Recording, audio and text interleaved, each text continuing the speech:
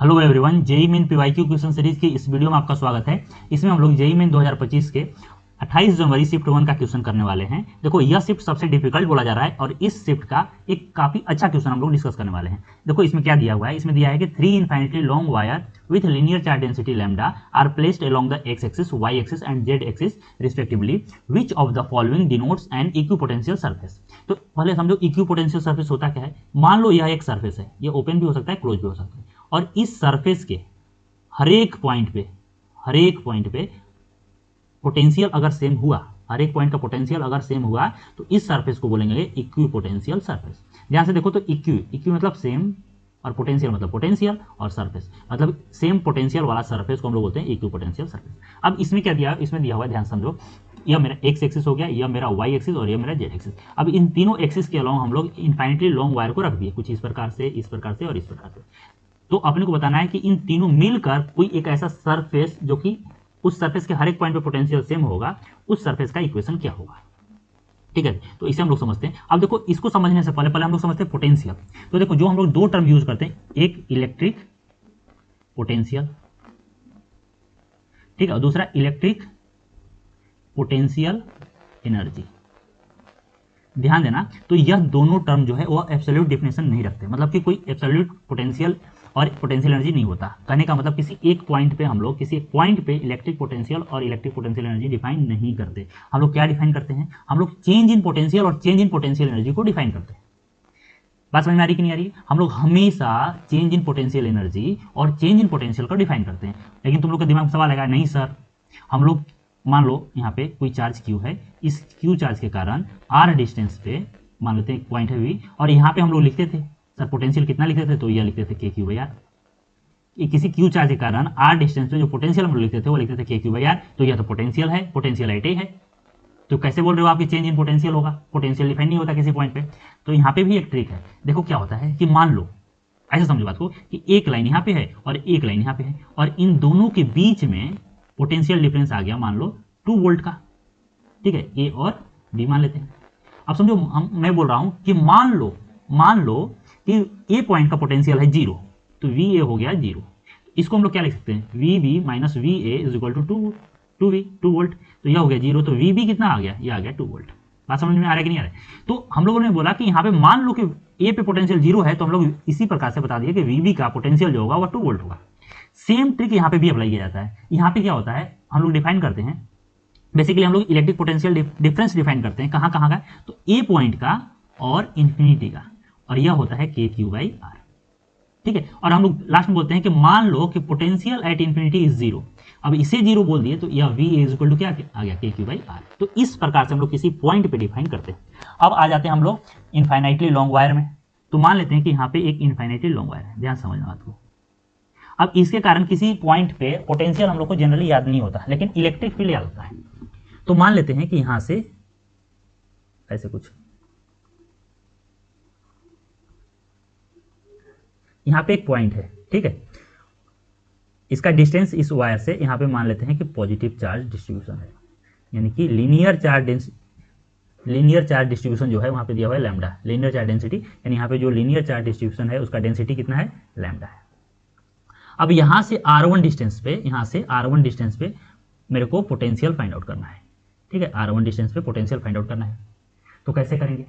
ठीक है, तो अब समझो बात को कि यहाँ पे हम लोग पोटेंशियल का फॉर्मूला जनरली याद नहीं रहता है, लेकिन इलेक्ट्रिक फील्ड का याद रहता है।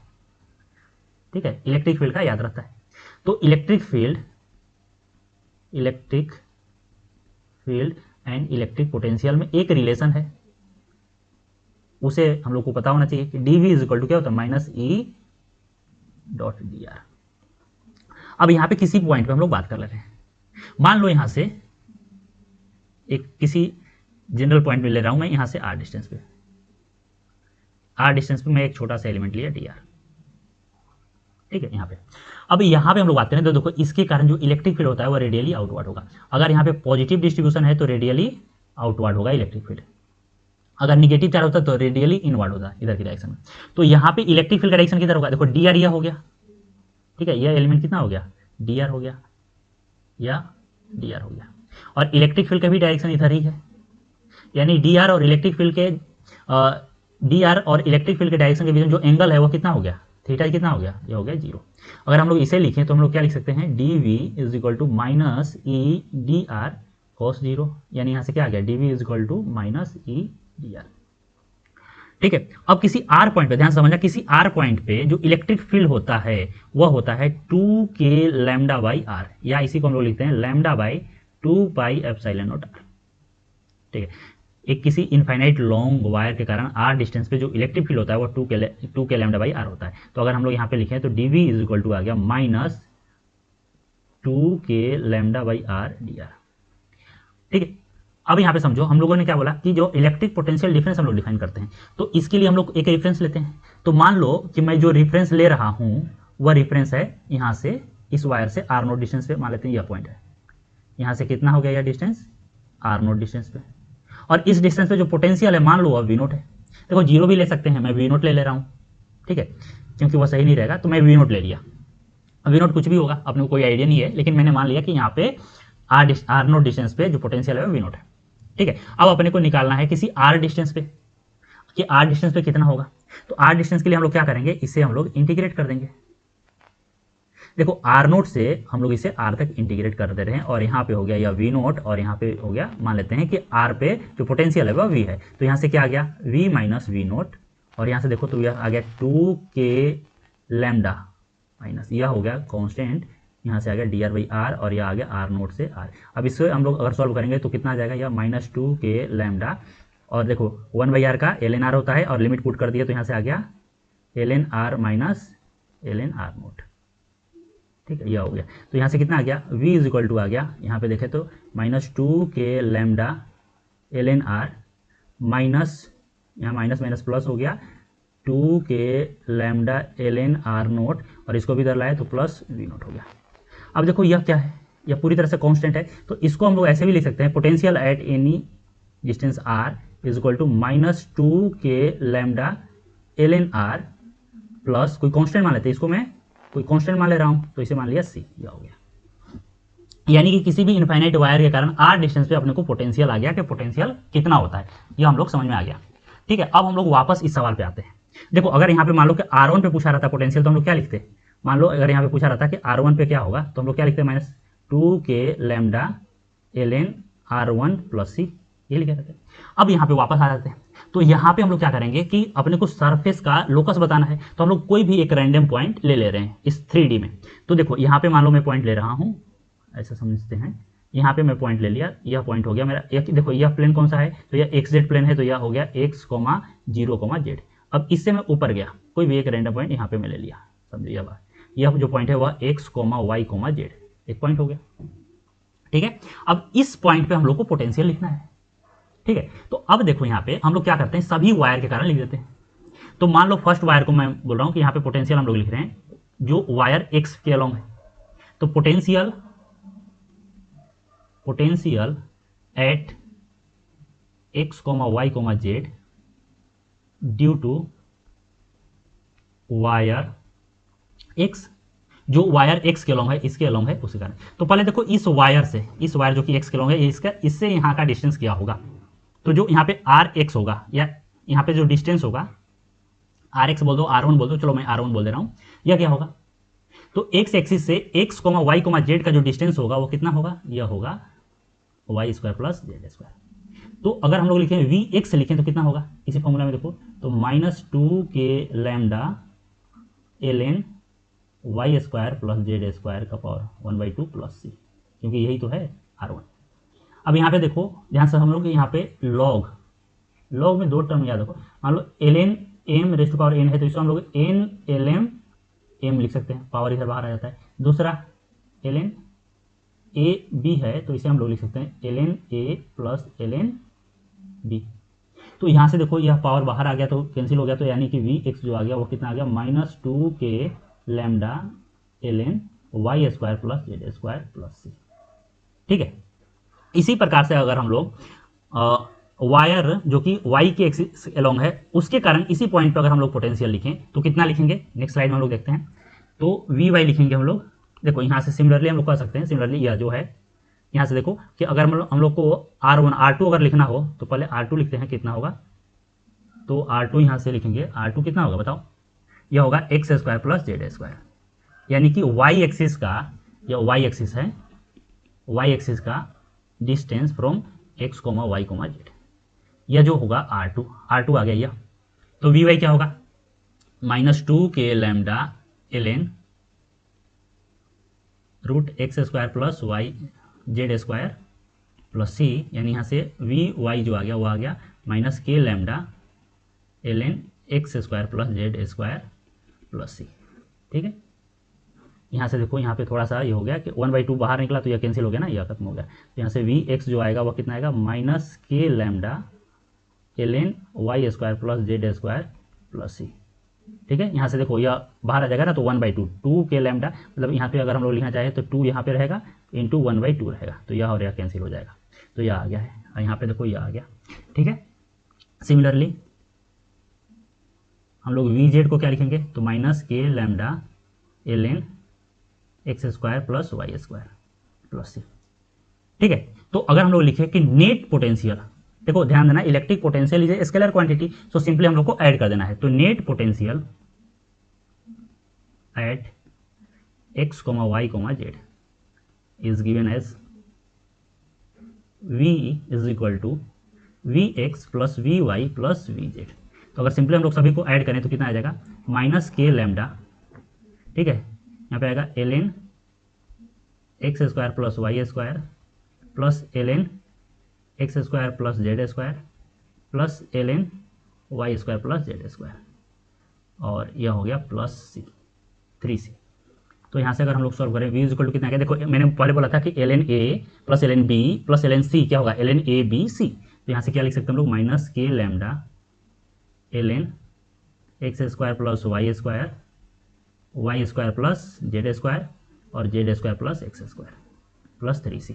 अब इसको हम लोग इधर ले जाते हैं तो देखो क्या आ गया, अगर इसको इधर लेकर गए तो यहाँ से आ गया v minus 3c by -k lambda is equal to ln X square plus Y square plus Z square plus X square, ये आ गया।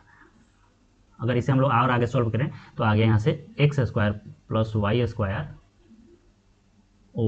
Plus Z square plus X square, यह आ गया मेरा e raise to power v minus 3c minus k lambda, यह आ गया। ध्यान से देखो तो for equipotential surface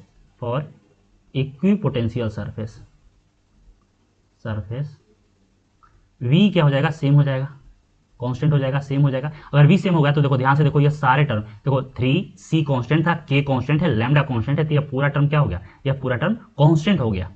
equipotential surface के लिए ध्यान रखना, इक्विपोटेंशियल सरफेस के लिए v क्या हो जाएगा, कांस्टेंट हो जाएगा, तो यह पूरा टर्म कांस्टेंट हो गया। तो हम लोग इसको लिख सकते हैं कि X square plus Y square into Y square plus Z square into Z square plus X square is equal to constant. और यही जो होगा वह इक्विपोटेंशियल सरफेस का इक्वेशन हो गया, लोकस हो गया। यह जो लोकस हो गया किसका, लोकस ऑफ इक्विपोटेंशियल सरफेस। अगर हम लोग ऑप्शन देखें तो ऑप्शन जो फर्स्ट ऑप्शन है वह करेक्ट ऑप्शन है। ठीक है, तो अगर वीडियो पसंद आया तो वीडियो को लाइक कीजिए, चैनल को सब्सक्राइब कीजिए, कुछ पूछना है तो कमेंट सेक्शन में मेंशन कीजिए, मैं रिप्लाई जरूर करूंगा। आज के लिए इतना ही, थैंक यू सो मच। ठीक है, जिसका साइड लेंथ a दिया हुआ है। ठीक है, अब इसमें क्या किया कि इसके एक एज पे a/2 लेंथ का लाइन चार्ज रख दिया। कुछ यहाँ से देखो, इसका जो लेंथ है वह a/2 है, a/2 लेंथ का लाइन चार्ज रख दिया, और इसका लीनियर चार्ज डेंसिटी दिया हुआ है। इसका लीनियर चार्ज डेंसिटी है लैम्डा कूलम्ब पर मीटर, मान लो देखो यहाँ पे lambda coulomb per unit length है। ठीक है, तो बोल रहा है कि total flux through all the faces of the cube, कुल मिला के बोलना चाह रहा है कि इस चार्ज या लाइन चार्ज के कारण यह जो क्यूब है उससे कितना फ्लक्स पास करेगा, यह बताना है। तो देखो इसमें हम लोग क्या करेंगे, सिंपल गॉस लॉ यूज करेंगे, गॉस लॉ। अब देखो क्या है गॉस लॉ, क्या होता है, तो यह हमेशा ध्यान रखना कि क्लोज्ड सरफेस के लिए डिफाइन होता है, क्लोज सरफेस के लिए डिफाइन होता है। ठीक है, तो जैसे क्या है, यह है कि फाई, मान लो एक पॉइंट चार्ज या कोई भी चार्ज है, एक क्यू चार्ज है। अब मैं एक से सरफेस ले लिया और इस सरफेस को बोलेंगे गॉसियन सरफेस। क्या बोलेंगे, गॉसियन सरफेस। तो इस गॉसियन सरफेस से कितना फ्लक्स पास होगा उसके लिए हम लोग देखते हैं क्यू इन क्लोज्ड, कि इस गॉसियन सरफेस के अंदर टोटल चार्ज कितना है बाई एप्सिलॉन नॉट। यह फॉर्मूला होता है फ्लक्स का फ्रॉम गॉस लॉ। तो यहाँ पे भी हम लोग यही कॉन्सेप्ट यूज करेंगे। लेकिन क्या है कि देखो यहाँ जो लाइन चार्ज है वह इनसाइड द क्यूब नहीं है, यानी कुछ पार्ट इसके अंदर है, कुछ पार्ट बाहर है। तो हम लोग क्या करेंगे कि सिमेट्रिकल गॉसियन सरफेस लेंगे। तो कैसे लेंगे, तो मान लो कुछ इस प्रकार से यहाँ पे कि यह एक क्यूब है और क्यूब के इस एंड, यह मान लो BC मान लेते हैं, इस क्यूब का यह एंड BC है और यहाँ पे चार्ज है, ठीक है।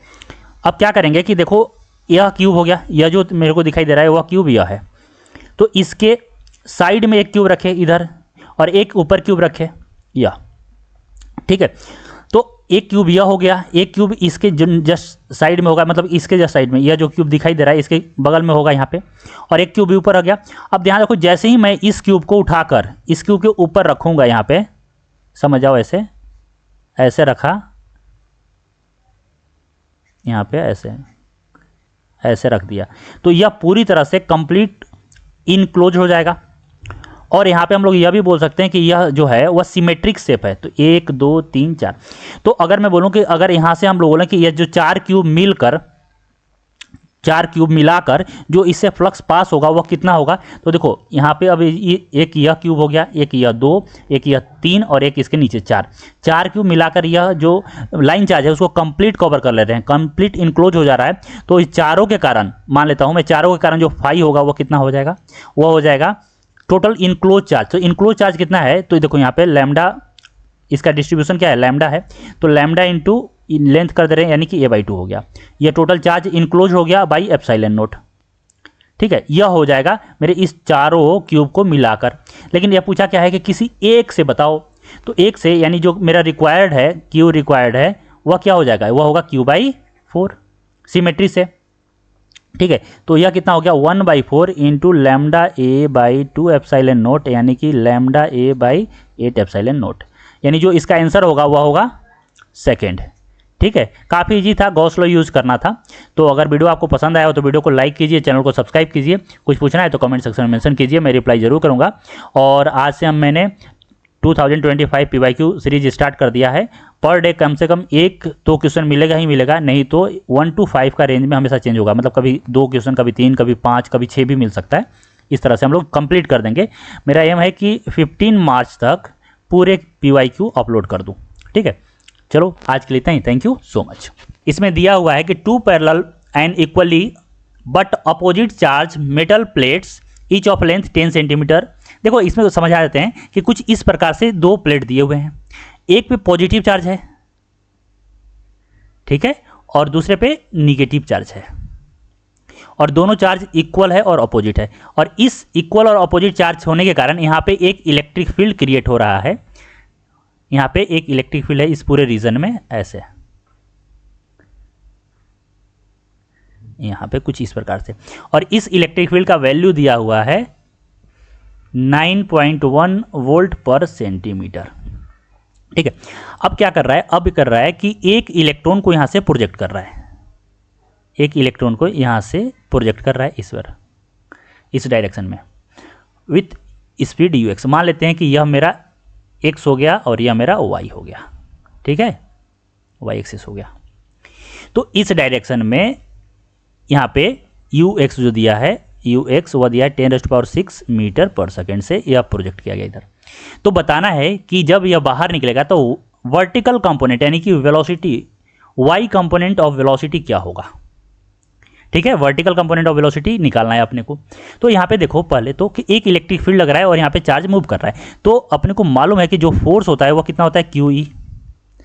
अगर चार्ज पॉजिटिव है तो जो फील्ड का डायरेक्शन वही फोर्स का डायरेक्शन, और चार्ज निगेटिव है तो जो फील्ड का डायरेक्शन उसका अपोजिट फोर्स का डायरेक्शन होगा। तो यहाँ पे हम लोग बात करें तो सिर्फ मैग्नीट्यूड का, तो F कितना होगा, यहाँ पे चार्ज E है और इलेक्ट्रिक फील्ड यह है। इसे हम लोग अगर लिखना चाहें तो यहाँ पे लिख सकते हैं mass into acceleration equal to E। तो यहाँ से एक्सेलरेशन होगा E/m, ठीक है। अब देखो यहाँ पे इलेक्ट्रिक फील्ड किधर है, नीचे है, तो जो एक्सेलरेशन होगा यहाँ पे वह किधर होगा, यह अपोजिट होगा फोर्स का। देखो क्योंकि यहाँ पे इलेक्ट्रॉन निगेटिव है तो इलेक्ट्रिक फील्ड इधर, तो फोर्स किधर लगेगा, ऊपर की तरफ, क्योंकि यहाँ से हम लोग पता है कि चार्ज माइनस है तो माइनस यहाँ पे, तो यहाँ पे जो एक्सेलरेशन होगा वह इधर लगेगा, यानी फोर्स यहाँ पे इधर लगेगा। तो इसके कारण जो AY आया, y यह आ गया, ठीक है, तो अब देखो इस फोर्स के कारण, इस एक्सेलरेशन के कारण पाथ कुछ इस तरह से होगा, इसका ऐसे ऐसे यहाँ से बाहर निकलेगा, मान लेते हैं इस तरह से बाहर निकलेगा। तो जब यह बाहर निकलेगा तो यहाँ पे वेलोसिटी एक इधर होगा Vx, और यहाँ पे जो वेलोसिटी होगा वो होगा Vy, और अपने को Vy बताना है कि कितना होगा। अब यहाँ पे बात करें तो Ux तो दिया है, लेकिन यहाँ पे अगर मैं बोलूँ कि Uy क्या होगा तो यह 0 होगा, क्योंकि यह हॉरिजॉन्टली प्रोजेक्ट किया है इसमें। ठीक है, तो यहाँ पे अगर हम लोग बात करें तो देखो एक्स डायरेक्शन में क्या कोई भी फोर्स है क्या? नहीं है। तो कोई एक्सेलरेशन होगा क्या? नहीं होगा। जब कोई एक्सेलरेशन नहीं है तो वेलोसिटी इन एक्स डायरेक्शन क्या हो जाएगा? कांस्टेंट। यानी यहाँ पे हम बोल सकते हैं कि यहाँ पे जो ux है वही vx भी होगा, और यह क्या होगा? यह होगा 10⁶ मीटर पर सेकेंड। तो यहाँ पे हम लोग को यह बता सकते हैं कि यहाँ से यहाँ तक में वेलोसिटी चेंज नहीं हुआ ux, और लेंथ अपने को मालूम है, यह लेंथ दिया हुआ है 10 सेंटीमीटर। ठीक है, तो चार्ज पार्टिकल को यहाँ से यहाँ तक पहुँचने में इधर कितना टाइम लगा वह भी निकाल सकते हैं। तो time taken by electron in field क्या होगा बताओ? टी टी जो होगा वह होगा ये L/Vx या Ux जो बोलो, क्योंकि इधर तो कांस्टेंट है। ठीक है, तो यहाँ से हम बोल सकते हैं, चलो अभी इतना ही रखते हैं, बाद में वैल्यू पुट करेंगे। ठीक है, यह हो गया। अब यहाँ पे वेलोसिटी क्या होगा तो वह भी निकाल सकते हैं। देखो एक्सेलरेशन क्या है? एक्सेलरेशन कांस्टेंट है कि नहीं है? एक्सेलरेशन कांस्टेंट है तो हम लोग काइनेमेटिक इक्वेशन यूज कर सकते हैं। तो इन वाई एक्सिस हम लोग इक्वेशन ऑफ काइनेमेटिक्स यूज कर रहे हैं, जो कि होगा Vy = Uy + Ayt। देखो Uy तो 0 है, तो Vy कितना हो गया? Ay देखो यहाँ से E/m, यह हो गया इंटू टाइम। तो टाइम कितना लगेगा? L/v। ऑब्वियस सी बात है, जितना देर यहाँ रहेगा, यहाँ से यहाँ तक निकलने में जो टाइम लगेगा वही तो यहाँ पे फील्ड पे भी y डायरेक्शन में भी लगेगा। तो यह हो गया L/Vx या Ux जो भी बोल सकते हो। तो अगर हम लोग सभी का वैल्यू पुट करें तो देखो E चार्ज कितना है तो यह है, तो 1.6 × 10⁻⁻19। इलेक्ट्रिक फील्ड कितना है तो ध्यान रखना है यहाँ पे यह पर सेंटीमीटर है ना, तो यहाँ पे पर सेंटीमीटर कर दे रहे हैं और लेंथ को सेंटीमीटर में पुट कर रहे हैं, तो सेंटीमीटर कैंसिल हो जाएगा। ठीक है, तो इलेक्ट्रिक फील्ड कितना है यहाँ पे?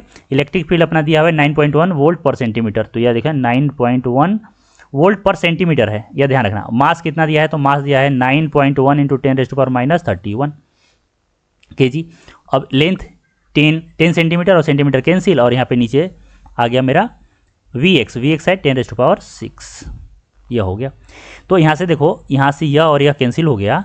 तो अगर हम लोग इसे सॉल्व करें तो देखो 1.6 × 10 तो यह आ गया 16, और यहाँ पे आ गया यह 25 ऊपर गया तो आ गया 6, यानी 10⁶ मीटर पर सेकेंड। यानी जो ऑप्शन होगा मेरा यह होगा सी ऑप्शन होगा, करेक्ट ऑप्शन होगा। ठीक है, तो अगर वीडियो आपको पसंद आया हो तो वीडियो को लाइक कीजिए, चैनल को सब्सक्राइब कीजिए। कुछ पूछना है तो कमेंट सेक्शन में मेंशन कीजिए, मैं रिप्लाई जरूर करूंगा। आज के लिए इतना ही, थैंक यू सो मच। यह हुआ है square loop of side A = 1 metre. देखो यह है एक स्क्वायर लूप है, ठीक है, इसका जो एज है, साइड लेंथ है, वह 1 मीटर दिया हुआ है। Is held normally in front of A point charge Q। देखो यहाँ से इस ऐसा समझो कि यहाँ से नॉर्मली एक डिस्टेंस पे Q चार्ज दिया हुआ है जो कि 1 कूलम है। अब पूछ क्या रहा है तो the flux of the electric field through the shaded region is 5/p × 1/ε0 newton metre square per coulomb square where the value of p is. तो अपने को p का वैल्यू बताना है। क्या बोल रहा है कि यहाँ से इससे नॉर्मली एक पॉइंट चार्ज रख दिया गया है। अब इस पॉइंट चार्ज के कारण यह जो शेडेड रीजन है उससे कितना फ्लक्स पास करेगा वह बताना है अपने को। तो देखो यहाँ पे एनटीए ने एक मिस्टेक कर चुका है, उस मिस्टेक के कारण यह बोनस होना चाहिए। मिस्टेक क्या है कि यहाँ से इसके सेंटर से, ठीक है, यहाँ जो चार्ज है इसका डिस्टेंस दिया ही नहीं है, लेकिन आंसर की देखने के बाद अपने को मालूम चल रहा है कि यह साफ इससे क्या लग रहा है कि यह जो डिस्टेंस है वह a/2 है। ठीक है, तो हम लोग इस सवाल को सॉल्व करते हैं। मैं पहले ही क्लियर कर दूं कि यहाँ से इसका डिस्टेंस नहीं दिया हुआ है, सो यह बोनस होगा। लेकिन हम लोग मान लेते हैं कि यहाँ से इसका जो डिस्टेंस है, इसके सेंटर से इसका डिस्टेंस जो है वो a/2 है। तो अब क्या करेंगे, हम लोग चार्ज को इनक्लोज करेंगे। यहाँ पे हम लोग अप्लाई करेंगे गॉस लॉ। ऐसा बहुत सिमिलर सवाल बहुत बार आ चुका है, हम लोग कर भी चुके हैं। तो यहाँ पे हम लोग क्या अप्लाई करेंगे, गॉस लॉ। और गॉस लॉ के लिए क्या जरूरत होता है, एक गॉसियन सरफेस जो कि इस चार्ज को पूरी तरह से क्लोज करे। तो यहाँ पे मान लो कुछ इस प्रकार से मैं मान रहा हूँ कि मान लो एक क्यूब बनाया, यहाँ से देखो यह जो है ए का एक स्क्वायर हो गया, यह भी एक हो गया, दूसरा यह, तो इस तरह से हम लोग पूरी तरह से एक स्क्वायर बना दिए। अब यहाँ से देखो, यहाँ से इसके सेंटर से यहाँ पे मान लो इस प्लेट का बात कर रहे हैं, यह सामने जो दिखाई दे रहा है ना, ध्यान देखो, यह जो अपने को स्क्वायर लूप दिखाई दे रहा है, मान लेता हूँ कि वह स्क्वायर लूप जो है वह यह है, यह जो सामने से अपने दिखाई दे रहा है यह है। तो इससे a/2 डिस्टेंस पे, यानी यहाँ से सेंटर पे एक चार्ज रख दिए हैं, ठीक है, सेंटर पे एक चार्ज रख दिए q यहाँ पे, ठीक है। और यह डिस्टेंस यहाँ से कितना है, a/2 पे है, इससे, इस सरफेस से, यह है a/2 से। तो अब अपने को पहले तो फाइंड आउट करना पड़ेगा इस स्क्वायर लूप से कितना फ्लक्स पास होगा। तो देखो यह क्या हो गया, यह पूरे लूप के अंदर आ गया। लूप के अंदर हम लोग यहाँ पे क्या बता सकते हैं, यहाँ पे जो बता सकते हैं कि फाई, समझना बात को, phi through close cube, cube के कारण क्या होगा, यह होगा क्यू इन क्लोज, जो कि क्यू है बाई एप्सिलॉन नॉट, ठीक है, यह काफ़ी सिंपल है। अब सिमेट्री से देखो, यहाँ पे कितने फेसेस हैं, 6 फेस, तो एक फेस से कितना पास होगा, तो मान लो मैं इस पूरे से जो फ्लक्स पास हो रहा है, इसे मैं बोल रहा हूँ φ1, तो φ1 कितना हो गया, यह हो गया 5/6 सिमेट्री से, क्योंकि 6 फेसेस है ना, तो एक से इतना पास करेगा, तो यह कितना हो गया, q/6 एप्सिलॉन नॉट। अब यहाँ से ध्यान दो कि इसको मैं, अब यहाँ पे देखो, अब यहाँ पे हम लोग आ जाते हैं कि इसके कारण इससे जो पूरी तरह से जो फ्लक्स पास हो रहा है वो φ1 है।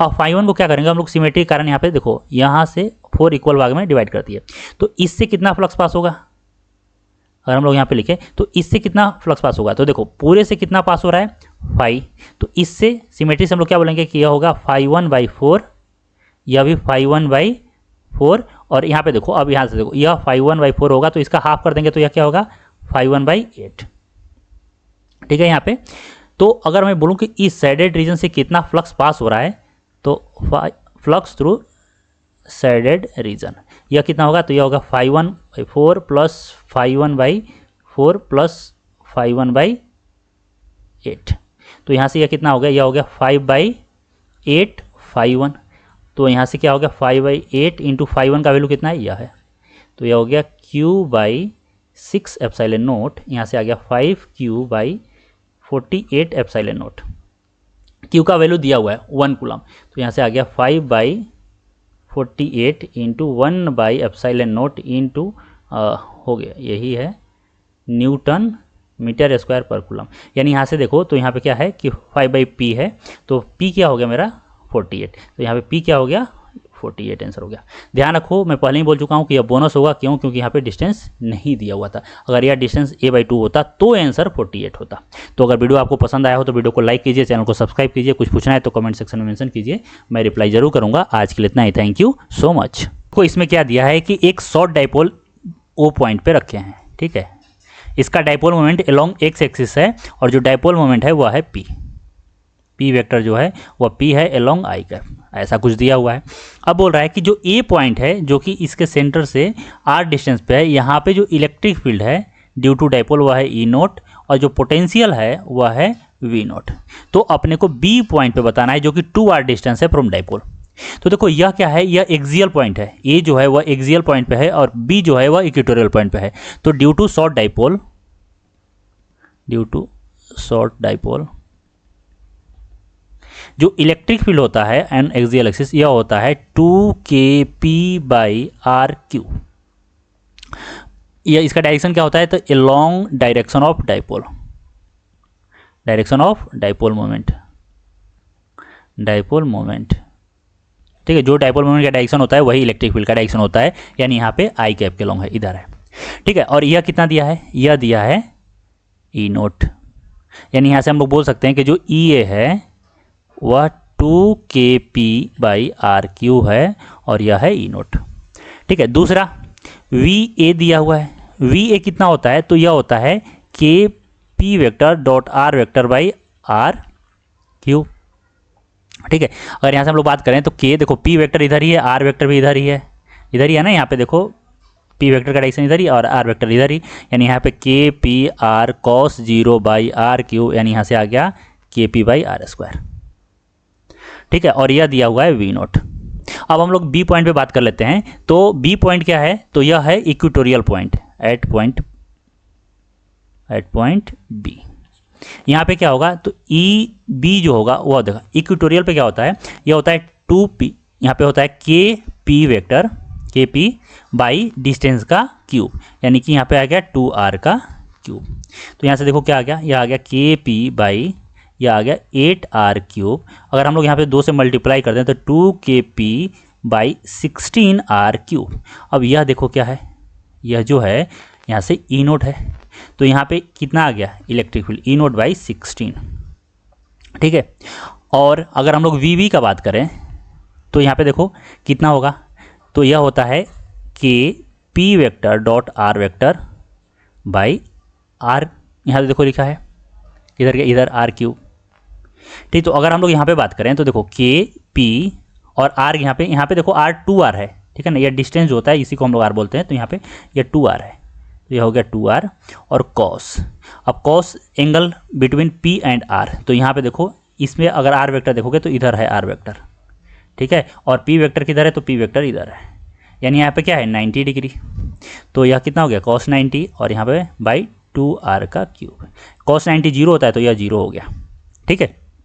ऐसे भी हम लोग देखते हैं कि इक्वेटोरियल पॉइंट होता क्या है, अगर समझें ध्यान से तो देखो यह डाइपोल क्या होता है, तो डाइपोल होता है इक्वल और opposite charges placed at a very small distance. तो यहाँ पे प्लस क्यू हो गया, यहाँ चाहे माइनस क्यू मान लेते हैं, यहाँ पे हो गया यह माइनस क्यू, यहाँ पे प्लस क्यू। तो यहाँ देखो ये क्या होता है, यह इक्विपोटेंशियल सरफेस होता है और यहाँ पे पोटेंशियल जीरो होता है, क्योंकि यह डिस्टेंस आर है और यह भी डिस्टेंस आर है। तो इसके कारण यहाँ पे जो फील्ड पोटेंशियल आएगा वो आएगा माइनस के क्यू बाई आर, और इसके कारण जो आएगा वो आएगा के क्यू बाई आर। देखो यह पोटेंशियल जो होता है वह स्केलर क्वांटिटी होता है, तो हम लोग यहाँ पे सिंपली क्या करेंगे, ऐड कर देंगे, ऐड करेंगे तो कितना आ गया जीरो। यानी यह जो इक्वेटोरियल पॉइंट होता है यहाँ पे हर एक पॉइंट पे, इक्वेटोरियल पॉइंट के हर एक पॉइंट पे, इक्वेटोरियल लाइन के हर एक पॉइंट पे जो पोटेंशियल होगा वो जीरो होगा, ठीक है। तो जो इसका आंसर होगा वो होगा बी।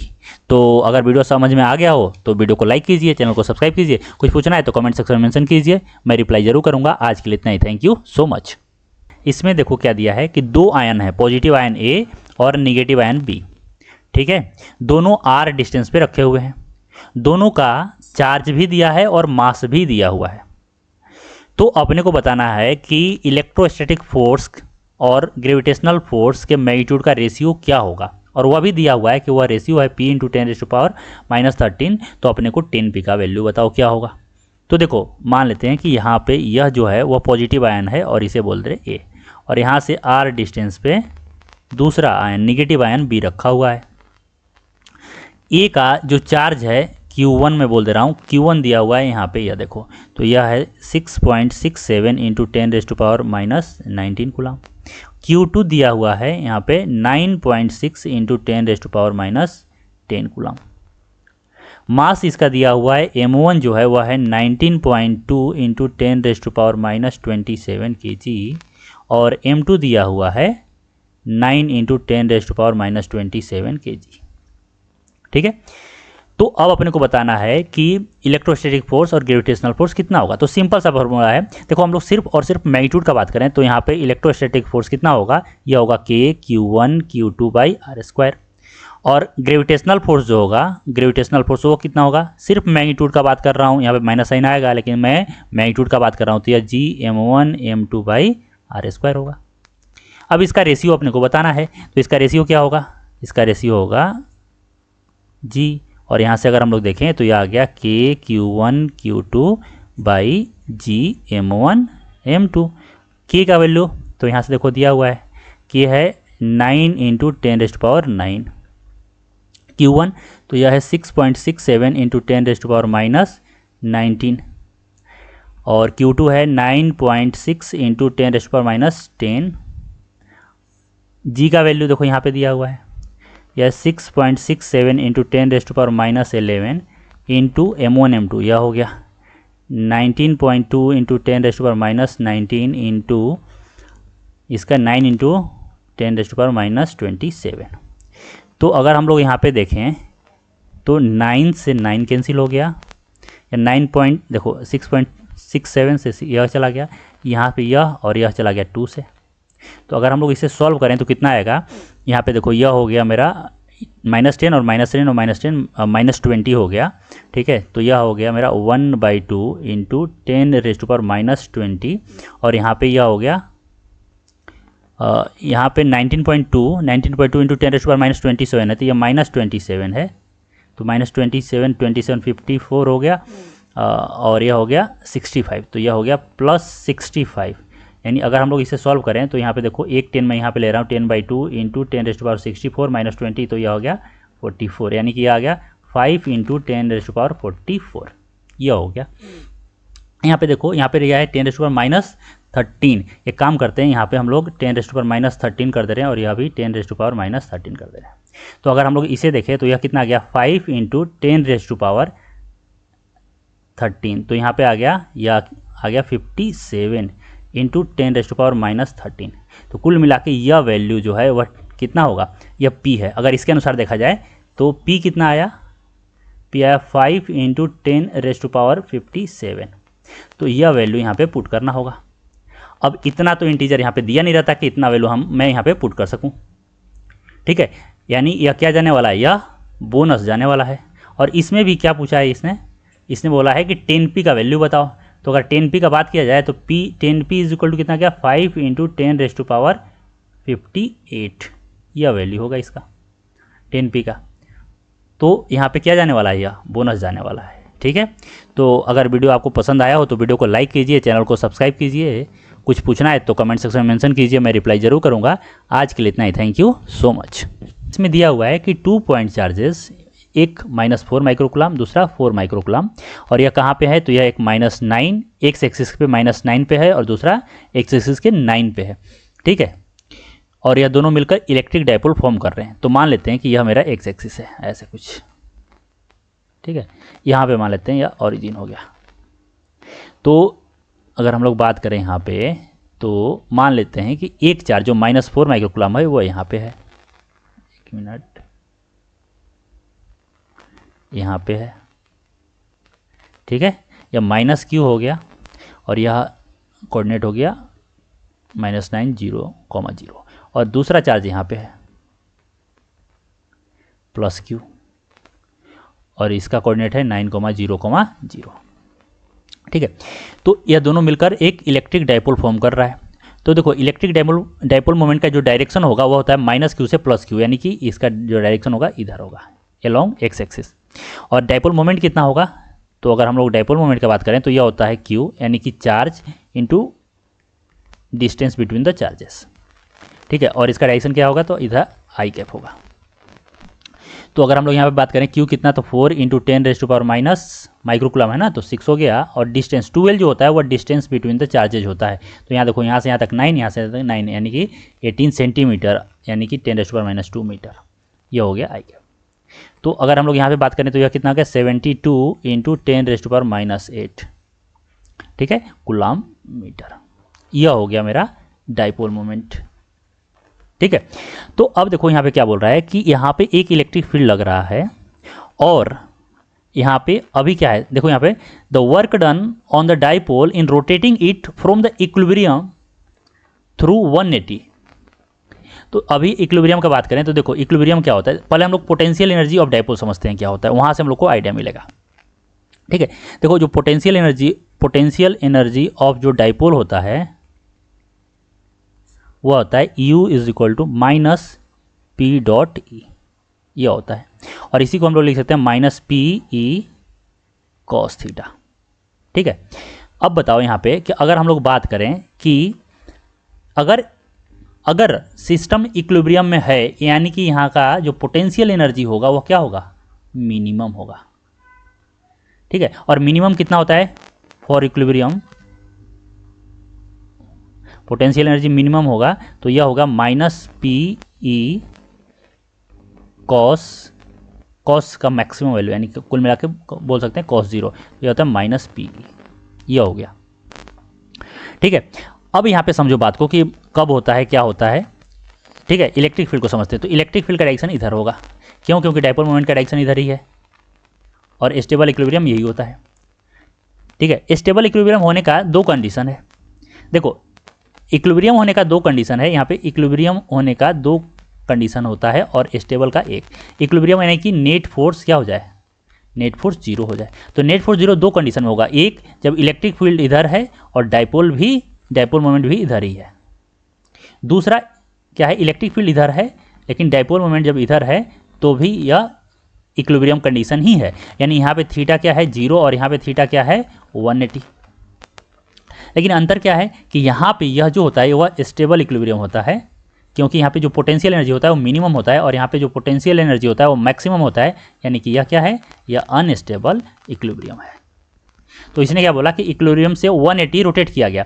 यानी पहले समझो बात को कि पहले डाइपोल इधर था, समझना बोल के, तो पहले डाइपोल मोमेंट का जो डायरेक्शन था वो इधर था, बाद में इसको 180 से रोटेट करते के इधर कर दिए। ठीक है, तो इनिशियल जो थीटा 1 था वह 0 था। थीटा 1 क्या होता है, थीटा क्या है, तो angle between dipole moment and electric field. दूसरे केस में, सेकेंड केस में थीटा जो हो गया वह 180 डिग्री हो गया। ठीक है, तो हम लोग एक रिलेशन जानते हैं कि work done by external agent is equal to change in potential energy is equal to minus work done by conservative force. तो अपने को तो यही निकालना है work done by external agent कि भाई इसको रोटेट कराने में कितना वर्क करना पड़ेगा। तो work done by external agent जो अपने को निकालना है वह निकालना है माइनस, या यहाँ से बोल सकते हैं हम लोग, यहाँ पे हम लोग बोल सकते हैं या you final minus you initial. तो अगर हम लोग यू फाइनल बोले यहाँ पे तो कितना होगा, यहाँ पे देखो यह हो गया minus P E cos theta 2 और minus P E cos theta 1। यानी कुल मिला के बोले तो यहाँ पे P E cos theta 1 minus cos theta 2 यह हो गया। पी कितना है, तो पी इतना हम लोग निकाले थे, यह हो गया 72 इंटू 10⁻⁻8। ई कितना है, तो ई दिया हुआ 10⁻4 यानी 10⁻4 हो गया। थीटा 1 क्या है, थीटा 1 0 है, तो यह हो गया कॉस 0 माइनस कॉस 180। तो यहाँ से देखो यह कितना हो गया, देखो कॉस 0 यह हो गया 1 और यह हो गया -1, यानी 1 और -1 2 हो गया, 2 इंटू यह, तो यह हो गया 144 इंटू 10⁻, यहाँ से आ गया -4। इसको हम लोग क्या लिख सकते हैं, इसको हम लोग लिख सकते हैं यह कुछ इस प्रकार से 1 मिनट यहाँ पे आ गया यह। तो अगर हम लोग यहाँ से लिखें तो यह आ गया मेरा, इसे मैं डिवाइड कर दे रहा हूँ, तो यह आ गया 4.4 इंटू 10⁻³ जूल, और इसे ही लिख सकते हैं 144.4 मिली जूल। ठीक है, यानी इसे डाइपोल को 180 से रोटेट कराने में मेरे को कितना करना पड़ा वर्क डन, 14.4 मिली जूल, जो कि ऑप्शन बी में है। ठीक है, तो यह आंसर होगा। तो अगर वीडियो आपको पसंद आया तो वीडियो को लाइक कीजिए, चैनल को सब्सक्राइब कीजिए, कुछ पूछना है तो कमेंट सेक्शन में मेंशन कीजिए, मैं रिप्लाई जरूर करूंगा। आज के लिए इतना ही, थैंक यू सो मच।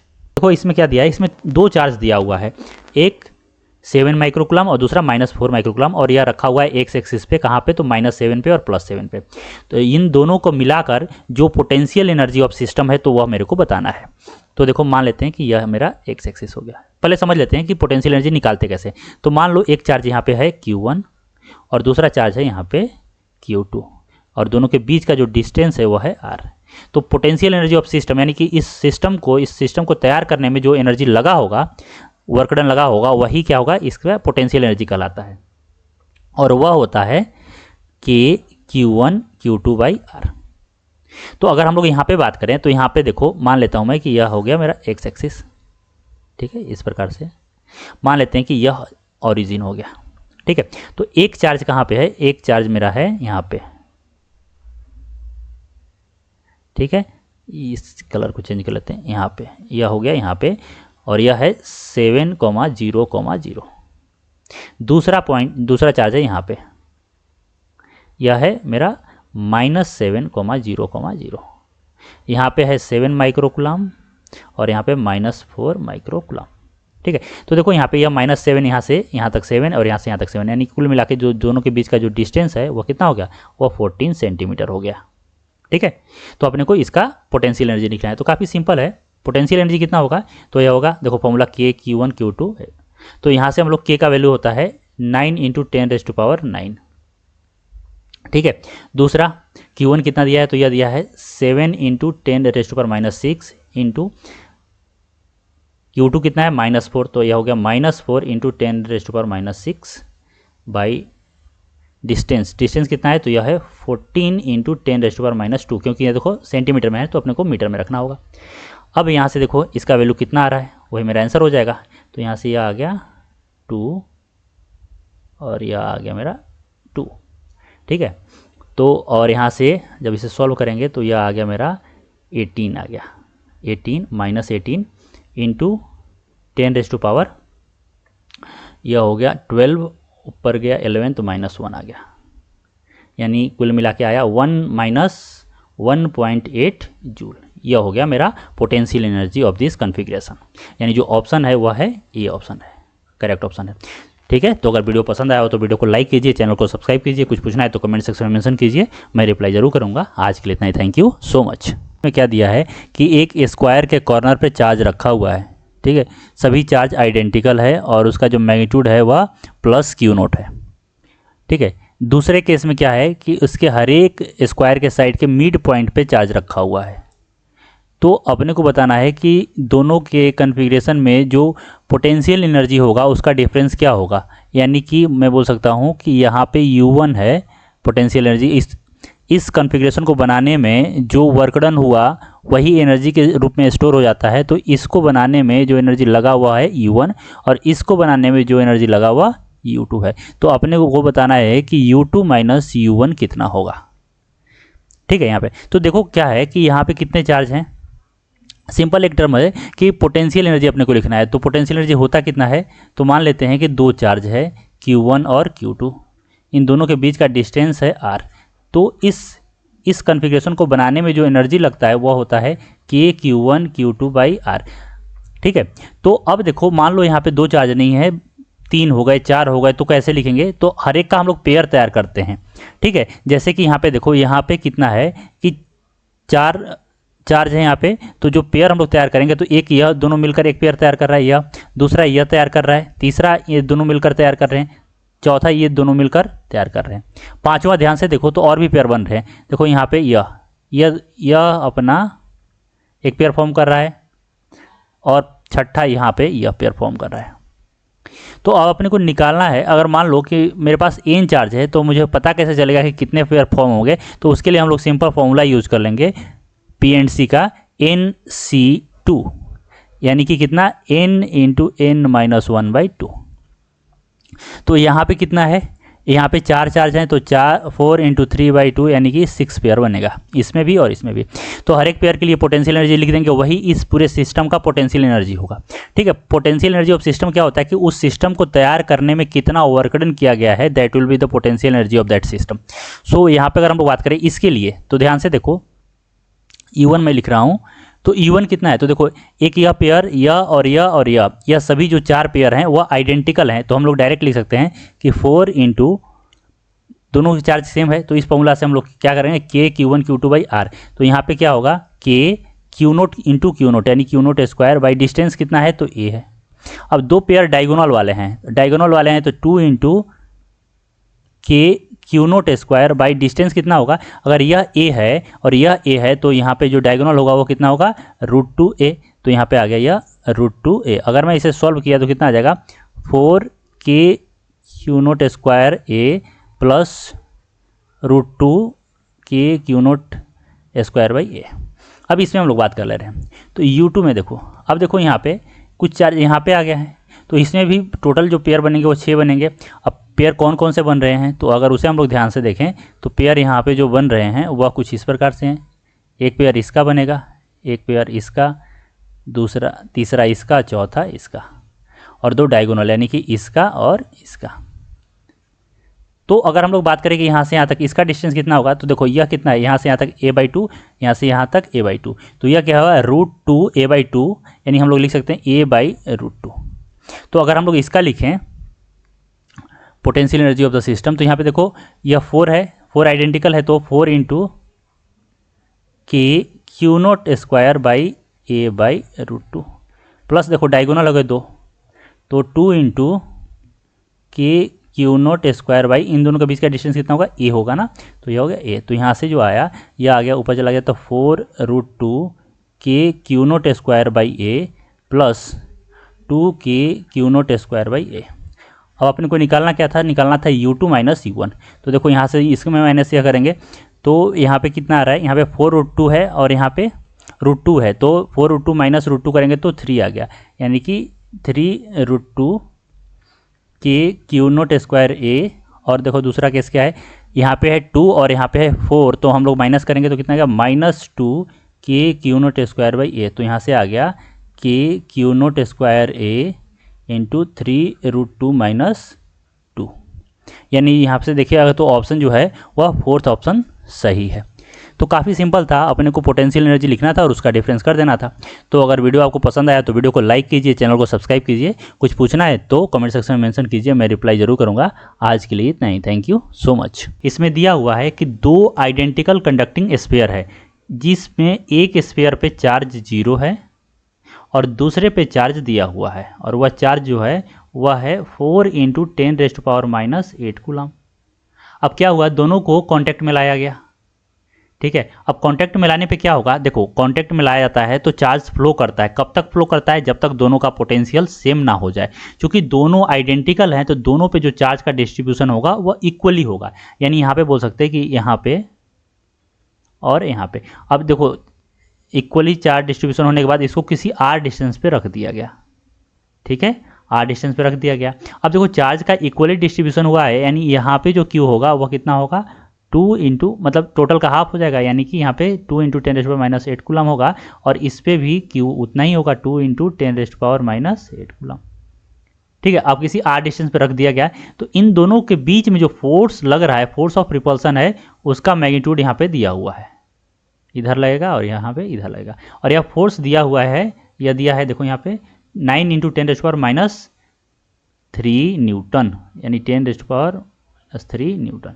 तो हम लोग तो जानते ही हैं कि कूलम्ब्स लॉ से सिंपली लिख सकते हैं, जो फोर्स ऑफ रिपल्सन होगा यहाँ पे वो कितना होगा, k/Q1/Q2/r²। तो F जो होगा यहाँ पे कितना होगा, k/Q1/Q2 यानी कि Q²/r², और यह दिया हुआ है अपने को, ठीक है। तो यहाँ से हम लोग डायरेक्ट वैल्यू पुट कर देते हैं, तो F कितना दिया हुआ है, F दिया है 9 × 10⁻³ और यहाँ पे देखो K का वैल्यू कितना होता है, तो यह होता है 10⁹, और जो चार्ज है वह है अपना 2 × 10⁻⁸ का स्क्वायर या r²। तो अगर यहाँ से हम लोग देखें तो यहाँ से 9 से यह 9 कैंसिल हो गया, इधर चला जाएगा, तो कितना होगा, यहाँ से r² हम लोग यहाँ पे लिख दे रहे हैं, r² हो गया, और यह चला गया यहाँ पे, तो यह हो गया 10⁹ × 10⁻³ × 4 × 10⁻16, यह हो गया। अब यहाँ से देखो तो r कितना आ गया, r आ गया मेरा, इसका स्क्वायर रूट करेंगे तो 2 आ गया, इंटू यहाँ पे देखो कितना है, यह है मेरा 12 - 16 यानी कि हो गया 4, यानी कि अगर स्क्वायर रूट किया तो 10⁻² आ गया, यह आ गया मीटर में। अगर हम लोग सेंटीमीटर में बोले तो कितना, तो 2 सेंटीमीटर हो जाएगा, ठीक है। यानी जो इसका आंसर होगा वह होगा बी। तो अगर वीडियो आपको पसंद आया तो वीडियो को लाइक कीजिए, चैनल को सब्सक्राइब कीजिए। कुछ पूछना है तो कमेंट सेक्शन में मेंशन कीजिए, मैं रिप्लाई जरूर करूंगा। आज के लिए इतना ही, थैंक यू सो मच। इसमें दिया हुआ है an electric dipole of dipole moment this is placed in a uniform electric field of magnitude 10⁶ volt per meter. Initially the dipole moment is parallel, ध्यान रखना dipole moment is parallel to the electric field. The work done need to be done on the dipole to make its dipole moment opposite to the field. तो देखो simple है, यहाँ पे क्या है कि मान लो यहाँ पे एक इलेक्ट्रिक फील्ड है, इस तरह से एक इलेक्ट्रिक फील्ड इस डायरेक्शन में लग रहा है, ठीक है, और इलेक्ट्रिक फील्ड यूनिफॉर्म है और यह दिया हुआ है, यह दिया 10⁶ वोल्ट पर मीटर, ठीक है। अब इसमें एक डाइपोल रखा गया initially in the direction of electric field, यानी कि डाइपोल मोमेंट का डायरेक्शन इधर कुछ होगा, यह पी है, ठीक है। अब इसको रोटेट कर दिया गया 180 से, यानी कि यह इनिशियल कंडीशन है 1 है, सेकेंड में क्या किया गया, कुछ इस तरह से कर दिया गया, यह सेकेंड कंडीशन हो गया, ठीक है। तो बताना है कि वर्क डन कितना होगा, कितना जरूरत पड़ेगा। तो देखो work done by external agent क्या होता है, work done by external agent होता है, यह होता है change in potential energy, change in potential energy of the system. तो अपने को तो यही निकालना है ना, work done by external agent, यानी यह क्या हो गया, चेंज इन पोटेंशियल एनर्जी, यानी कि U2 - U1, तो देखो जब 1 है यानी कि इस कंडीशन में जो थीटा है, थीटा 1 कितना होगा, थीटा 1 क्या है, तो यह है angle between electric dipole moment and electric field, तो यह है 0। दूसरे केस में कितना है, दूसरे केस में 180 हो गया। ठीक है, अब यहाँ पे देखो पोटेंशियल एनर्जी ऑफ डाइपोल जो होता है इन इलेक्ट्रिक फील्ड वो होता है माइनस पी डॉट ई, और इसी को हम लोग लिख सकते हैं minus P E cos theta. ठीक है, अब यहाँ पे हम लोग यूज करते हैं, तो यहाँ पे देखो क्या लिखेंगे, U2 को क्या लिखेंगे, minus P E cos theta 2 minus minus of P E cos theta 1, यानी कि हम लोग डायरेक्ट लिख सकते हैं P E cos theta 1 minus cos theta 2। ठीक है, यह हो गया। तो यहाँ से क्या आएगा, देखो P E cos theta 1, theta 1 कितना है, तो कॉस 0 है माइनस कॉस 180, तो कॉस 0 कितना हो गया, 1 हो गया, और माइनस 180 कितना हो गया, कॉस 180 या होगा माइनस 1, यानी यहाँ से आ गया 2PE। तो 2 इज टू P कितना दिया है, तो P देखो दिया है 6 इंटू 10⁻⁻6, और E कितना दिया है, तो यह दिया है 10⁻6, यानी अगर इसे सॉल्व किया तो कितना आ गया 12 जूल, यानी work done by external agent कितना होगा, तो यह होगा 12 जूल के बराबर, यानी यहाँ पे जो आंसर होगा वो होगा 12। तो अगर वीडियो आपको पसंद आया हो तो वीडियो को लाइक कीजिए, चैनल को सब्सक्राइब कीजिए, कुछ पूछना है तो कमेंट सेक्शन में मेंशन कीजिए, मैं रिप्लाई जरूर करूंगा। आज के लिए इतना ही, थैंक यू सो मच। देखो इस क्वेश्चन में क्या दिया हुआ है कि दो डाइपोल है, डाइपोल 1 एंड डाइपोल 2, एक पॉइंट है यहाँ पे P, और बोल रहा है कि यहाँ पे अगर मैं किसी चार्ज को रखूँगा तो उस पर नेट फोर्स 0 होगा। अब चार्ज पे नेट फोर्स 0 होने का मतलब क्या हुआ कि यहाँ पे जो नेट फील्ड है वह 0 है, नेट फील्ड कितना है, 0 है। देखो डाइपोल के लिए यह जो पोजीशन है, इस डाइपोल 1 के लिए यह एक्सियल पोजीशन होता है, और यह इस डाइपोल 2 के लिए यह इक्वेटोरियल पोजीशन होता है। तो अगर थोड़ा सा हम लोग यहाँ पे देख लें कि मान लेते हैं मेरे पास कोई डाइपोल है यह, जिसके बीच का जो लेंथ है वो 2a है। ठीक है, तो इस एक्सिस के अलॉन्ग जो भी पॉइंट होता है इसे बोलते हैं एक्सियल पॉइंट, और यहाँ P पॉइंट पे जो इलेक्ट्रिक फील्ड होता है वो होता है 2kP, यहाँ पे P R by R² minus A² raise to power 2। ठीक है, और एक होता है इक्वेटोरियल पॉइंट, मतलब इसको बाइसेक्ट कर दो, बाइसेक्ट करेंगे तो इक्वेटोरियल प्लेन होता है, यहाँ पे जो इलेक्ट्रिक फील्ड होता है वो KP by R² plus A² raise to power 3/2 होता है। यहाँ पे इलेक्ट्रिक फील्ड का डायरेक्शन वही होता है जो डाइपोल का डायरेक्शन होता है। डाइपोल मोमेंट का डायरेक्शन क्या होता है, तो -q से +q, यानी कि इस डायरेक्शन में, तो यहाँ पे इधर ही होगा, और इक्वेटोरियल पे अपोजिट होता है, यानी कि यहाँ पे होगा इधर इलेक्ट्रिक फील्ड। अब यही कॉन्सेप्ट हम लोग यहाँ पे यूज कर रहे हैं। अब देखो इसके लिए देखो डाइपोल मोमेंट का डायरेक्शन किधर है, इधर है ना, -q से +q, तो यहाँ पे इलेक्ट्रिक फील्ड का डायरेक्शन अपोजिट होगा, यानी कि इधर होगा E2। अब इसके लिए देखें तो डाइपोल मोमेंट का डायरेक्शन यही, तो जो डाइपोल मोमेंट का डायरेक्शन होगा वही एक्सियल में इलेक्ट्रिक फील्ड का भी डायरेक्शन होगा, तो यानी यह हो गया E1। अब देखो कंडीशन क्या है कि यहाँ पे नेट फील्ड 0 है, नेट फील्ड 0 होने के लिए E1 और E2 क्या होना पड़ेगा, इक्वल होना पड़ेगा। ठीक है, तो यहाँ पे देखो इसके लिए यहाँ पे जो इलेक्ट्रिक फील्ड होगा वो कितना होगा, एक्सियल के लिए देखो 2kPr, यहाँ से हम लोग लिख सकते हैं R² माइनस A² का स्क्वायर, और E2 के लिए यहाँ से लिख सकते हैं यह है KP by R² plus A² raise to power 3/2, यहाँ से यह गया, अगर हम लोग स्क्वायर करें तो कितना आ जाएगा 4R² माइनस A² का रेज़ टू पावर 4 हो गया यहाँ पे, और यहाँ पे आ गया R² प्लस A² 3।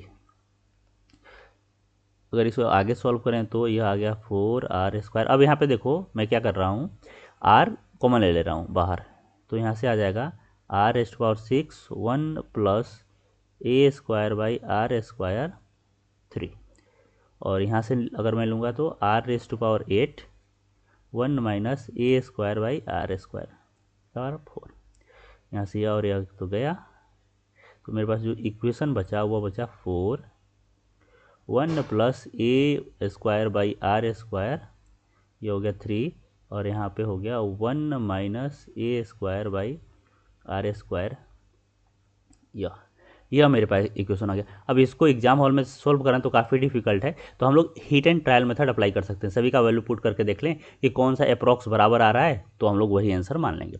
तो अगर हम लोग यहाँ पे हर एक वैल्यू को पुट करें तो जो आंसर आएगा वो नियरेस्ट A/R का जो रेशियो आएगा वह अप्रॉक्स 3 के आसपास आ रहा है, देखना पुट करके वो आ जाएगा। नहीं तो अगर मैथमेटिकल टूल लेकर हम लोग जो सॉफ्टवेयर है उससे भी सॉल्व करेंगे तो इतना ही आएगा।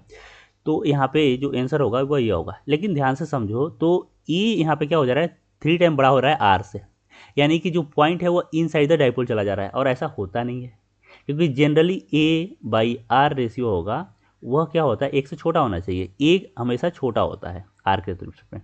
ठीक है, खैर छोड़ो, इतना दिमाग यूज़ ही नहीं किया एनटीए ने, तो इसका जो आंसर होगा वो होगा डी। आई होप आपको वीडियो पसंद आया हो तो वीडियो को लाइक कीजिए, चैनल को सब्सक्राइब कीजिए, कुछ पूछना है तो कमेंट सेक्शन में मेंशन कीजिए, मैं रिप्लाई जरूर करूँगा। आज के लिए इतना ही, थैंक यू सो मच। तो इसमें क्या दिया हुआ है कि एक पार्टिकल है जिसका मास m और चार्ज q है, यहाँ पे है, ठीक है, इसका मास है m और चार्ज है q, यह एक मासलेस स्ट्रिंग से लगा हुआ है, कनेक्ट है, यह क्या है, तो यह मासलेस स्ट्रिंग है। अब क्या हुआ कि यहाँ पे एक देखो यह हॉरिजॉन्टल टेबल पे रखा हुआ है, ध्यान रखना यहाँ पे लिखा हुआ है साफ साफ कि यह फ्रिक्शनलेस हॉरिजॉन्टल प्लेन में रखा हुआ है। हॉरिजॉन्टल प्लेन में रखने का मतलब क्या हुआ कि अब यहाँ पे या इस तरह से नहीं रखा हुआ, या किसी ऐसे टेबल पे रखा हुआ है, समझो बात को। चलो भाई ठीक है, तो यहाँ पे एम जी यहाँ से इधर आने में एम जी नहीं लगेगा, एम जी किधर लग रहा है, अंदर की तरफ लग रहा है, ठीक है। अब क्या हुआ कि इस हॉरिजॉन्टल प्लेन में इलेक्ट्रिक फील्ड अप्लाई कर दिया गया। अब जैसे ही इस पे इलेक्ट्रिक फील्ड अप्लाई करेंगे हम लोग, इस पे एक फोर्स लगेगा चार्ज पे, चार्ज पे फोर्स किधर लगेगा, तो इधर लगेगा, पॉजिटिव चार्ज है तो फोर्स इधर लगा क्यू ई। अब ध्यान रखो, जब यह फोर्स इधर लगा तो यह क्या करेगा, यह चार्ज रोटेट होगा। ध्यान से देखो तो मान लेते हैं कि यहाँ से एक स्ट्रिंग हम लोग बांध के रखें, कुछ ऐसा समझो बात को कि यह एक पॉइंट है, यहाँ से मैंने एक स्ट्रिंग लिया, यह अब यह एक स्ट्रिंग है, यहाँ पे यह रखा हुआ बांध दिए, और यह सभी किस में है, तो हॉरिजॉन्टल प्लेन में है, तो एम वगैरह नहीं आएगा, ठीक है। अब यहाँ पे क्या किया मैंने, एक इलेक्ट्रिक फील्ड अप्लाई कर दिया जिसके कारण यहाँ पे एक फोर्स लगने लगा। अब इस फोर्स के कारण क्या होगा, यह यहाँ से ऐसे मूव करने लगेगा और यहाँ तक आएगा, ऐसे कुछ यहाँ पे आएगा, ठीक है, यहाँ पे आएगा और फोर्स इधर ही लगेगा। ध्यान रखो, अब यहाँ पे कॉन्सेप्ट समझो कि क्या है, तो अगर इलेक्ट्रिक फील्ड मैंने इधर अप्लाई किया है तो फोर्स हमेशा इधर ही लगेगा, और कितना लगेगा, क्यू ई लगेगा। यानी कि अगर यहाँ पे बोले तो फोर्स जो होगा इलेक्ट्रिक फोर्स वो हमेशा एक्स एक्सिस के अलोंग लगेगा और क्यू ई लगेगा। यानी बोल सकते हैं कि इस चार्ज पार्टिकल पे जो एक्सीलरेशन आ रहा है इस फोर्स के कारण वह तो सेम आ रहा है भाई। एक्सीलरेशन किसका कितना होगा इसका, तो ये जो होगा वह के क्यू बाई एम होगा, ठीक है यहाँ तक। तो इसका एक्सेलेरेशन का खैर काम ही नहीं है। तो यहाँ पे देखो हम लोग क्या करेंगे, इसमें पूछा है कि जब यह पूरी तरह से हॉरिजॉन्टल प्लेन मतलब एलोंग एक्स एक्सिस आ जाए, क्योंकि ये सारा तो हॉरिजॉन्टल प्लेन में है, एक्स एक्सिस के एलोंग आ जाए, तो यहाँ पे इस चार्ज पार्टिकल का वेलोसिटी क्या होगा। तो देखो भाई इधर तो जीरो होगा, जो वी वेलोसिटी होगा वो इधर होगा वी, अपने को यही वेलोसिटी निकालना है। आई होप समझ में आ गया होगा क्वेश्चन अच्छे से। तो देखो यहाँ पे हम लोग सिंपल क्या काम करेंगे कि यहाँ पे मान लेते यह पॉइंट है, अब इस पॉइंट से स्ट्रिंग बंधा हुआ है और यहाँ पे चार्ज है जिसके पास मास m और चार्ज q है। अब यहाँ पे जैसे ही मैं इलेक्ट्रिक फील्ड अप्लाई किया तो यहाँ पे फोर्स लगेगा क्यू ई, ठीक है। अब इसके कारण यह क्या होगा, रोटेट होना स्टार्ट करेगा और कुछ ऐसा सिचुएशन आ जाएगा, ठीक है, यहाँ पे आ जाएगा। अब यहाँ पे भी फोर्स क्या लग रहा है, इस पे क्यू ई ही लग रहा है, और यह सभी हॉरिजॉन्टल प्लेन में है तो यहाँ पे जी एम जी वगैरह तो नहीं आएगा, ठीक है। अब यहाँ पे हम लोग सिंपली क्या कर सकते हैं, यहाँ पे बता सकते हैं कि देखो स्ट्रिंग मासलेस है लेकिन ये इधर तो मूव नहीं करेगा, तो इधर वेलोसिटी इसका मान लेते हैं वी हो गया।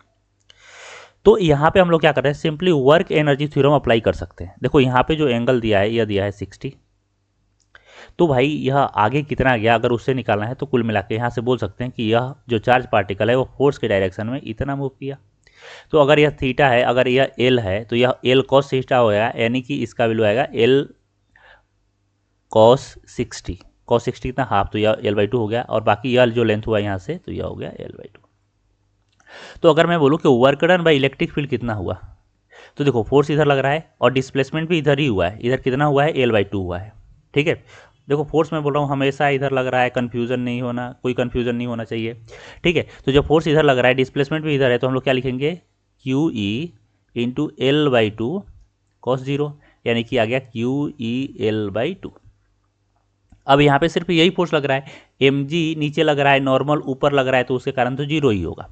तो हम लोग यहाँ पे क्या कर सकते हैं, वर्क एनर्जी थ्योरम अप्लाई कर सकते हैं। इसने क्या बोला कि work done by all forces, तो work done by all forces यानी कि इलेक्ट्रिक फोर्स प्लस यहाँ पे work done by normal plus work done by M G is equal to change in kinetic energy. Change in kinetic energy क्या है भाई, तो यहाँ पे बोल सकते हैं कि यहाँ पे हो गया half M V square minus initial kinetic energy था वो जीरो था, क्योंकि बोला है यहाँ पे कि यह रेस्ट में है, ठीक है। यहाँ देखो इनिशियली एट रेस्ट, तो यह हो गया जीरो। देखो एम जी, देखो डिस्प्लेसमेंट तो इधर हुआ है, एम जी किधर लग रहा है, नीचे की तरफ, यहाँ पे नीचे की तरफ लग रहा है, तो यह हो गया 0, क्योंकि थीटा 90 डिग्री हो गया। नॉर्मल ऊपर लग रहा है यहाँ पे, और डिस्प्लेसमेंट इस प्लेन में हुआ है, तो यह भी हो गया 0। तो work done by electric field कितना आया है यहाँ से, क्यू ई एल बाई 2, और यह होगा हाफ एम वी स्क्वायर। तो हाफ और हाफ कैंसिल हो गया, तो यहाँ से v कितना आ गया, v आ गया Q E L by M root. तो जो इसका आंसर होगा वो क्या होगा, यह होगा सी आंसर होगा। ठीक है, देखो काफ़ी इजी था, अगर कुछ समझ में नहीं आया तो कमेंट सेक्शन में मेंशन करना, मैं रिप्लाई जरूर करूंगा। इसमें सिंपल यही देखना है कि वर्क एनर्जी थ्योरम अप्लाई करना है, और यहाँ पे एक चीज़ और हम लोग ऐड कर सकते हैं कि भाई कि टेंशन में भी तो वर्क डन होगा, ये भी तो टेंशन होगा, यहाँ पे फोर्स एक टेंशन भी तो लग रहा है स्ट्रिंग में, तो भाई टेंशन में भी वर्क डन बाई टेंशन भी 0 होता है। क्यों 0 होता है यहाँ पे, क्योंकि देखो डिस्प्लेसमेंट जो होगा वो इधर होगा, तो अगर डिस्प्लेसमेंट इधर हो रहा है तो क्या होगा कि हमेशा वर्क डन बाई टेंशन क्या होगा, यहाँ पे देखो थीटा 90 डिग्री ही होगा। ठीक है, जब थीटा 90 डिग्री होगा तो वर्क डन बाई टेंशन भी क्या होगा, 0 ही होगा। तो ये सभी कंसिडर करते हुए हम लोग जो रिजल्ट आया वो आया या, यानी कि जो ऑप्शन होगा वो सी होगा। ठीक है, तो थैंक यू सो मच। क्या दिया हुआ है, इसमें दिया हुआ है कि एक डाइपोल है, ठीक है, जिसका मास m दिया है, चार्ज q दिया है, एंड लेंथ l दिया है, is placed in a uniform electric field E is equal to E naught I when the dipole is rotated slightly from its equilibrium position and release the time period of its oscillation will be. देखो काफ़ी simple है, यहाँ पे हम लोग SHM का concept use करेंगे। तो मान लेते हैं कि कुछ इस प्रकार से एक इलेक्ट्रिक फील्ड रीजन है जहाँ पे इलेक्ट्रिक फील्ड इधर लग रहा है, मैं इधर मान रहा हूँ एक्स एक्सिस और इधर मान रहा हूँ वाई एक्सिस। तो एक्स एक्सिस के अलॉन्ग यहाँ पे इलेक्ट्रिक फील्ड लग रहा है which is E note I cap. अब यहाँ पे मैंने एक डाइपोल रख दिया जिस पे जो चार्ज है वह क्यू है और इसका मास एम है, इसका भी चार्ज क्यू है और मास एम है। तो ध्यान रखा यहाँ पे निगेटिव चार्ज है, यहाँ पे पॉजिटिव चार्ज है, और इन दोनों के बीच का जो डिस्टेंस है यानी कि डाइपोल लेंथ है वह दिया है एल। अब यहाँ पे समझो क्या हुआ है कि यहाँ पे यह इक्विलिब्रियम पोजीशन पे है, यानी कि यहाँ पे नेट फोर्स 0 लग रहा है, क्योंकि इलेक्ट्रिक फील्ड में अगर यहाँ पे हम लोग बात करें तो जो फोर्स लग रहा है उसका अगर देखें हम लोग तो यहाँ पे पाएंगे कि इधर लगेगा क्यू क्यू ई नोट, और यहाँ पे लगेगा इधर क्यू ई नोट। ऐसा क्यों, क्योंकि देखो हम लोग जानते हैं कि फोर्स जो होता है वो होता है क्यू ई। अगर चार्ज पॉजिटिव तो जो फोर्स होगा वो फील्ड के डायरेक्शन में लगेगा, अगर चार्ज नेगेटिव तो जो फोर्स होगा वो इलेक्ट्रिक फील्ड का अपोजिट लगेगा। अब यहाँ पे नेट फोर्स 0 है, इक्विलिब्रियम पोजीशन में है, तो हम लोग क्या करते हैं हमेशा, पहले तो हम लोग ध्यान रखना है एसएचएम में टाइम पीरियड निकालने के लिए सबसे पहले हम लोग मीन इक्वेशन लिखते हैं। मीन इक्वेशन लिखने से पहले क्या होता है, हम लोग पहले मीन पोजीशन फाइंड आउट करते हैं। मीन पोजीशन फाइंड आउट करने का मतलब होता है नेट फोर्स 0 का पोजीशन फाइंड आउट करते हैं। उसके बाद हम लोग उसको स्लाइटली रोटेट करा देते हैं या डिस्प्लेस करा देते हैं। तो यहाँ पे रोटेशन का कॉन्सेप्ट अपने को ईजी लगेगा, तो हम लोग क्या करेंगे, इस पॉइंट के अबाउट इसको थोड़ा सा रोटेट कर देंगे। अब रोटेट करेंगे तो उस समय का सीन क्या होगा, कुछ ऐसा होगा, ऐसा मान लेते हैं, या देखो ऐसा होगा। ठीक है, यह हो गया। यहाँ से हम लोग क्या किए, थीटा बहुत वेरी स्मॉल थीटा से रोटेट करा दिए। तो अब क्या होगा, यहाँ पे देखो फोर्स इधर लगेगा क्यू ई नोट, और यहाँ पे फोर्स इधर लगेगा क्यू ई नोट। तो यह क्या करेगा, जब मैं इसको इधर रोटेट किया तो यहाँ पे एक रीस्टोरिंग टॉर्क क्रिएट होगा जो कि इसको वापस लाने की कोशिश करेगा। यही हम लोग लिखते हैं क्वेश्चन में। तो यहाँ पे देखो जो रीस्टोरिंग टॉर्क होगा वो क्या होगा, यहाँ से अगर हम लोग बात करें तो किसी भी डाइपोल को अगर हम लोग इलेक्ट्रिक फील्ड में, यूनिफॉर्म इलेक्ट्रिक फील्ड में रखते हैं तो हम लोग पहले से ही जानते हैं जो टॉर्क होता है वह होता है पी क्रॉस ई, और अगर मैग्नीट्यूड का बात करें तो यह होता है पी ई साइन थीटा, और वही टॉर्क यहाँ पे लगेगा, यही टॉर्क यहाँ पे इधर लग रहा है। तो यहाँ पे हम लोग लिख सकते हैं direct P E sine theta. अब थीटा क्या होता है, तो थीटा होता है angle between dipole and electric field. तो देखो यहाँ पे क्या है, मैं जो थीटा लिया हूँ बहुत छोटा लिया हूँ, वेरी स्मॉल, तो यहाँ पे हम लोग डायरेक्ट लिख सकते हैं पी ई थीटा, और यहाँ पे जो होगा ये रीस्टोरिंग है तो माइनस लगेगा। अब इसको मैं क्या लिख सकता हूँ, इसको लिख सकता हूँ टॉर्क को आई अल्फा। तो यहाँ से अल्फा क्या आ गया, minus P E by I theta. ठीक है, अब हम लोग यहाँ पे एक एक करके पी कितना होगा, तो पी होगा, देखो चार्ज क्यू है और लेंथ एल है, डेपो लेंथ एल है, तो पी जो होता है वही हो गया। अब आई क्या होगा, तो आई किस पॉइंट के अबाउट, तो इस पॉइंट के अबाउट, इस पॉइंट के अबाउट देखो यहाँ पे मास एम है जो कि डिस्टेंस कितना होगा यहाँ से एल बाई टू होगा ना, क्योंकि मिड पॉइंट है। तो यहाँ पे इसके कारण कितना होगा, तो एम आर स्क्वायर होता है, तो एल बाई टू का स्क्वायर, और इंटू यहाँ पे देखें तो डायरेक्ट हम लोग 2 से मल्टीप्लाई करते हैं, तो यह कितना आ गया, यह आ गया मेरा M L square by two, M L square by two. अब इन दोनों को यहाँ पे पुट कर देंगे तो अल्फा क्या आ गया मेरा, यह आ गया Q L E by M L square by two, यानी कि ऊपर चला गया, तो यह आ गया थीटा। तो यहाँ से आ गया मेरा minus 2 Q E by M L, और ये आ गया थीटा। ध्यान से देखो तो यह एसएचएम की कंडीशन को फुलफिल कर रहा है। क्या होता है भाई, alpha is directly proportional to minus theta, या ए जो होता है वो directly proportional to minus X होता है, यही एसएचएम का कंडीशन है। ठीक है, तो यहाँ से यह क्या हो गया, यह हो गया ओमेगा स्क्वायर, कितना हो गया 2 QE/ml। तो यहाँ से ओमेगा आ गया अपना √2 QE/ml। अगर हम लोग यहाँ पे टाइम पीरियड की बात करें तो टाइम पीरियड क्या होगा 2 पाई/ओमेगा, यानी आ गया 2 पाई√ml/2 QE। तो जो इसका आंसर होगा वो कितना होगा, जो डी आंसर होगा। ठीक है, यहाँ पे इलेक्ट्रिक फील्ड ई नोट है तो यहाँ पे भी हम लोग ई नोट लिख सकते हैं, क्योंकि ई लिखें या ई नोट बात एक ही है, वेरिएबल तो है नहीं, कॉन्स्टेंट है। ठीक है, तो अगर वीडियो आपको पसंद आया तो वीडियो को लाइक कीजिए, चैनल को सब्सक्राइब कीजिए, कुछ पूछना है तो कमेंट सेक्शन में मेंशन कीजिए, मैं रिप्लाई जरूर करूंगा। आज के लिए इतना ही, थैंक यू सो मच। इसमें क्या दिया हुआ है कि एक पॉइंट चार्ज है जो इनसाइड है स्फेरिकल गॉसियन सरफेस है, उसके सेंटर पर रख दिया गया है वो चार्ज, जिसके कारण जो इलेक्ट्रिक फ्लक्स है वो इतना है। तो अपने को उस चार्ज का मैग्नीट्यूड बताना है कि कितना होगा। तो देखो मान लेते हैं कि यह मेरा एक गॉसियन सरफेस है ऐसे, और इसके सेंटर पे एक चार्ज रख दिया गया है Q। अब इससे क्या हो रहा है, देखो माइनस कहने का मतलब क्या होता है, इस गॉसियन सरफेस के अंदर फील्ड लाइंस आ रही है, अगर बाहर जाती तो प्लस, अंदर आ रही है यानी माइनस, यानी कि इधर आ रही है ऐसे। इलेक्ट्रिक फील्ड लाइंस कुछ ऐसा हुआ, ऐसा होने का मतलब क्या है कि जो चार्ज होगा वह निगेटिव होगा। निगेटिव होता है इसका मतलब ये भी गलत ये भी गलत। अब दो ऑप्शन अपने पास बचा है, उसमें देख लेते हैं। तो देखो इलेक्ट्रिक फ्लक्स क्या होता है, काफ़ी सिंपल है, जो गॉसियन सरफेस है ये होता है Q/ε0। ठीक है, गॉसियन गॉस लॉ से हम लोग यही बोलते हैं कि गॉसियन सरफेस से जो लिंक फ्लक्स होता है वो इनसाइड चार्ज अपॉन ε0 होता है। तो यहाँ पे देखो यह दिया हुआ है, फाई जो दिया है वो दिया है -2 × 10⁴ और Q/ε0। सो यहाँ से Q कितना आ गया, Q आ गया अपना -2 × 10⁴ इंटू ε0। यहाँ से देखो तो ε0 का वैल्यू 8.854 × 10⁻⁻12। अगर इसको हम लोग मल्टीप्लाई करें तो कुछ -17.7 आएगा, और यहाँ से देखें तो यह 10⁻⁻8 कूलम आ गया। ठीक है, ये जो इसका आंसर होगा वो क्या होगा, डी आंसर होगा। काफ़ी इजी था। तो अगर वीडियो पसंद आया तो वीडियो को लाइक कीजिए, चैनल को सब्सक्राइब कीजिए, थैंक यू सो मच। इसमें क्या दिया है, इसमें दिया है कि एक इनफाइनाइट प्लेन शीट है जिस पे surface charge density sigma note है। इसके साइड में 2 सेंटीमीटर दूर एक डाइपोल रखा हुआ है -Q +Q। तो बताना है कि इस पे नेट फोर्स क्या होगा, इसका पोटेंशियल एनर्जी क्या होगा, इस पे लगने वाला टॉर्क क्या होगा, वगैरह वगैरह। तो देखो पहले हम लोग समझते हैं कि एक इनफाइनाइट शीट के कारण इलेक्ट्रिक फील्ड होता कितना है। तो देखो ये इनफाइनाइट शीट है, तो अगर हम लोग इलेक्ट्रिक फील्ड का डायरेक्शन की बात करें तो प्लस चार्ज रख देते हैं। तो मान लो यहाँ पे मैंने प्लस चार्ज रखा, तो यहाँ से प्लस प्लस रिपल्सन, यानी कि जो फील्ड होगा वो इधर होगा, यानी इस रीजन में इलेक्ट्रिक फील्ड का डायरेक्शन इधर होगा, और यहाँ पे भी इधर होगा। ठीक है, इधर का तो बात ही नहीं करना अपने को। ठीक है, अब कितना होता है, तो electric field due to infinite sheet होता है वो σ/ε0 होता है। अब यहाँ पे सिग्मा कितना है, तो सिग्मा नोट है, तो यह हो गया σ0/ε0, और यह पूरे इस रीजन में यूनिफॉर्म होता है। ठीक है, यानी कि वह डिस्टेंस पे डिपेंड नहीं करता है, यानी जो इलेक्ट्रिक फील्ड यहाँ पे होगा वही इलेक्ट्रिक फील्ड यहाँ होगा। ठीक है, अब हम लोग बात करते हैं फोर्स पे।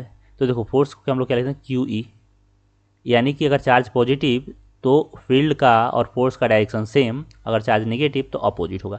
तो यहाँ पे देखो इस चार्ज का अगर हम लोग बात करें तो यहाँ पे जो फोर्स लगेगा वो इधर लगेगा QE, और यहाँ पे जो फोर्स लगेगा वो इधर लगेगा QE। अब देखो इलेक्ट्रिक फील्ड तो सेम है, तो इस पे लगने वाला फोर्स और इस पे लगने वाला फोर्स इक्वल ही होगा, लेकिन अपोजिट है। तो बोल सकते हैं नेट फोर्स ऑन डाइपोल क्या हो जाएगा, यह हो जाएगा 0। एक काम तो हो गया। दूसरा हम लोग देख लेते हैं पोटेंशियल एनर्जी का। तो पोटेंशियल एनर्जी ऑफ डाइपोल क्या होता है, U होता है, यह होता है -P.E।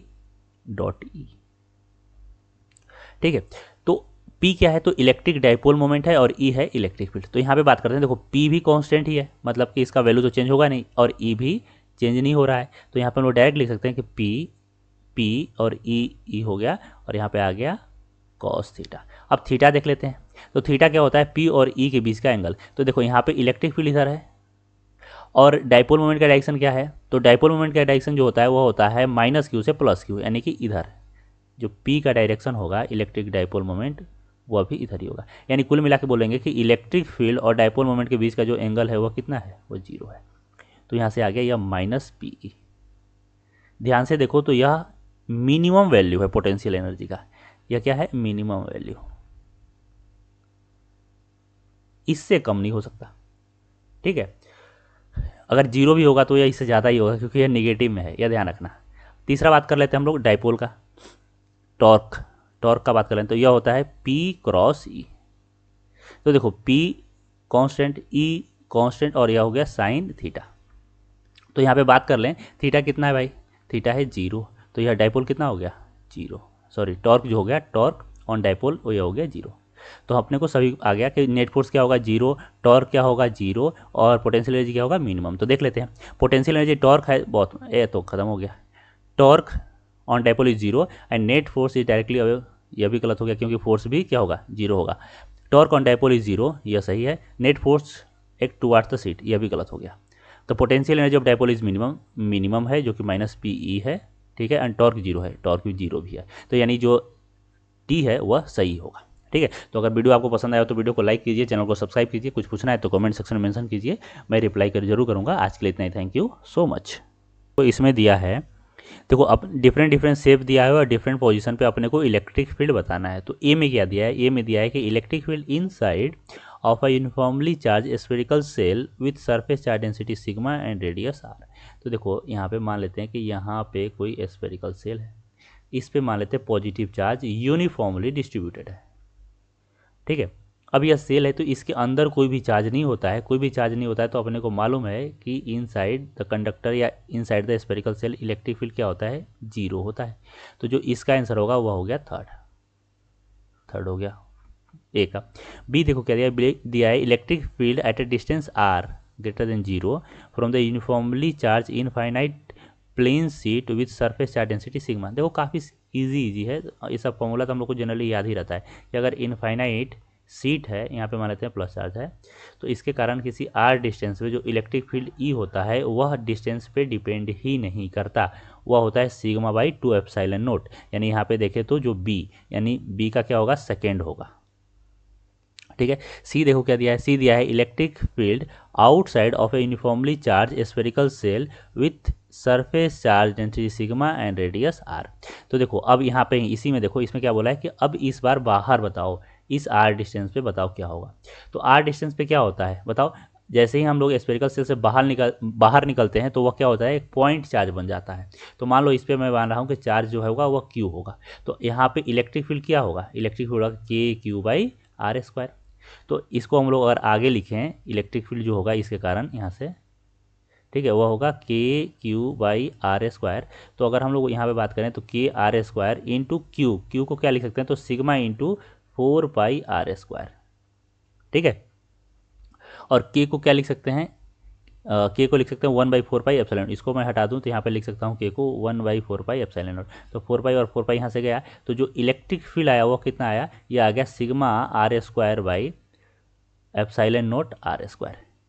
तो यहाँ पे देखो, यहाँ पे मिस हुआ है, एंटी ने इसे सुधारा भी नहीं, यहाँ पे r² होता, तो अगर यह होता तो C का आंसर होता 4।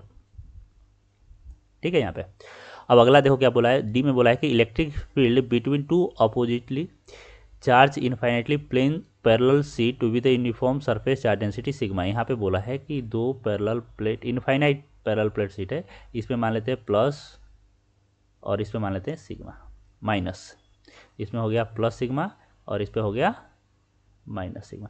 तो इन बिटवीन क्या होगा इलेक्ट्रिक फील्ड, यह बताना है। तो देखो इसके कारण इनफाइनाइट प्लेन शीट के कारण अभी लिखे थे हम लोग सिग्मा बाई 2 एप्सिलॉन नोट, तो इसके कारण इधर होगा, और इलेक्ट्रिक फील्ड के कारण अगर देखा जाए तो भी इधर ही होगा, क्योंकि यह अट्रैक्ट करेगा। अगर यहाँ पे प्लस पॉजिटिव चार्ज रखें तो यह रिपेल करेगा और यह अट्रैक्ट करेगा, तो यह हो गया सिग्मा बाई 2 एप्सिलॉन नोट और यह भी हो गया सिग्मा बाई 2 एप्सिलॉन नोट। तो अगर दोनों को ऐड करेंगे तो कितना आ जाएगा, ये आ जाएगा सिग्मा बाई एप्सिलॉन नोट।